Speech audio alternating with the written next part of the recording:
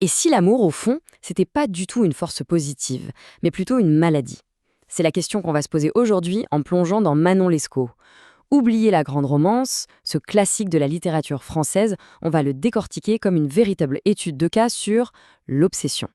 Et ça, ce n'est pas juste une interprétation, c'est l'auteur lui-même, l'abbé Prévost, qui nous prévient dès le départ. Il nous dit en gros, attention, ce que vous allez lire, ce n'est pas une bluette, c'est une mise en garde, une vraie. Voilà, on entre dans le vif du sujet. Prévost s'y n'ima pas par quatre chemins. Il appelle son roman un exemple terrible. Le mot est fort. Son objectif, c'est de nous montrer comment une passion, une seule, peut complètement détruire un homme. Et pas n'importe lequel, un homme promis à un avenir brillant. En fait, toute l'histoire est construite comme une sorte d'énigme psychologique. La grande question, c'est pourquoi? Pourquoi un jeune homme intelligent, plein de qualités, choisirait-il de tout gâcher en toute connaissance de cause? C'est vraiment ce paradoxe du cœur humain qu'on va essayer de démêler ensemble. Alors justement, parlons-en de ce fameux protagoniste. Il s'appelle le Chevalier des Grieux. Et pour bien comprendre le drame, il faut voir d'où il part. Imaginez un jeune homme au parcours absolument parfait, un avenir tout tracé, sans le moindre accroc. À seulement 17 ans, ce n'est pas juste un bon élève, c'est le meilleur. Issu d'une bonne famille, super sage, tout le monde l'admire. Son chemin est littéralement pavé d'or. Il est destiné à l'ordre de Malte, ce qui est hyper prestigieux à l'époque. Bref, le gendre idéal avant l'heure. On a donc vraiment cette image d'une bifurcation. D'un côté, la voie royale, l'honneur, la carrière, le respect de la famille, une vie de vertu. Et de l'autre, il y a juste une personne, une rencontre, Manon. Et c'est là que tout bascule. Il suffit d'un regard, un seul. Il croise Manon Lescaut, une jeune fille qu'on envoie au couvent, et c'est fini. Toute sa sagesse, toute sa raison, tout ça s'envole en une seconde. Le texte dit qu'il est enflammé tout d'un coup jusqu'au transport. C'est une combustion spontanée. Et la réaction est immédiate. Et complètement démesurée. Il ne la connaît pas, ils ont à peine échangé quelques mots, et voilà qu'il lui promet de consacrer sa vie entière à la rendre heureuse. En gros, il plaque tout sur un coup de tête pour une inconnue.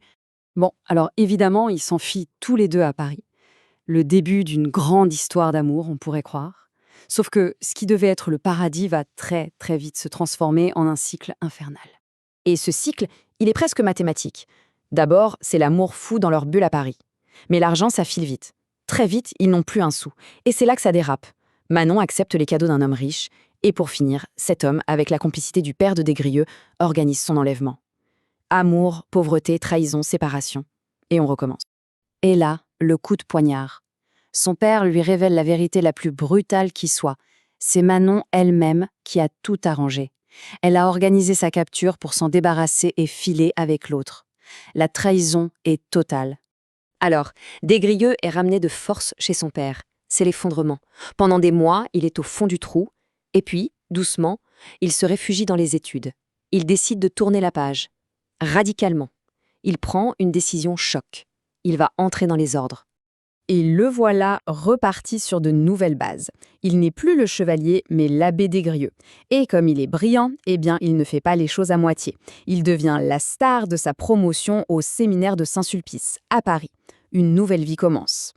Pendant une année entière, c'est le calme plat. Il étudie, il prie, il trouve une sorte de paix intérieure. Pour lui, c'est sûr, Manon, c'est du passé. Il est guéri.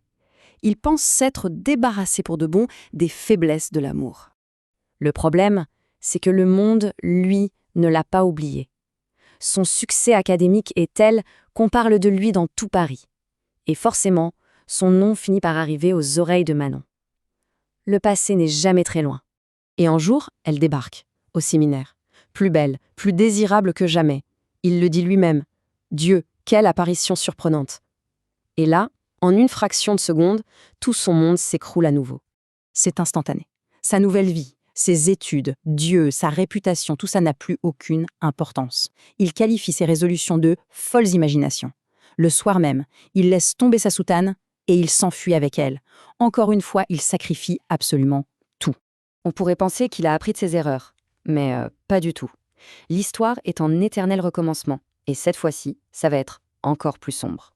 Leur nouvelle vie est financée par l'argent que Manon a pris à son ancien amant. Et, sans surprise, ça ne va pas durer. Ils avaient un sacré pactole, 60 000 francs, c'est une fortune pour l'époque. Le problème, c'est qu'ils se font tout voler. par leurs propres domestiques. Et les voilà de nouveau sans un rond. Et ça, pour Manon, c'est la pire chose qui puisse arriver. Elle ne supporte pas la pauvreté. Et c'est là qu'intervient le frère de Manon, un personnage assez peu recommandable, disons-le. Il a la solution, trouver un autre vieux monsieur riche. Sauf que cette fois, le plan est beaucoup plus sordide. Et il va exiger que Desgrieux participe activement au marché. Alors, accrochez-vous bien. Le deal, c'est que Manon devient la maîtresse officielle de ce M2G. En échange, Desgrieux a le droit de vivre avec elle. Mais il y a une condition. Il doit se faire passer pour son petit frère. Il doit donc assister, silencieux et complice, à la liaison de la femme qu'il aime. Là, Desgrieux touche refond. Il est absolument horrifié. Il ne se reconnaît plus. Il se demande comment l'amour, qui est censé être une passion innocente, a pu le transformer en criminel. On pourrait croire qu'il va dire non, que sa conscience va l'emporter. Mais non. La terreur de perdre Manon est plus forte que tout, plus forte que la honte, que la morale, que son honneur. Alors, entre sa dignité et Manon, il n'hésite pas une seconde. Il accepte le plan. Et ça nous ramène à la question fondamentale, la question terrible que pose tout le roman. Un amour qui demande de sacrifier son honneur, ses valeurs, bref, un amour qui coûte absolument tout.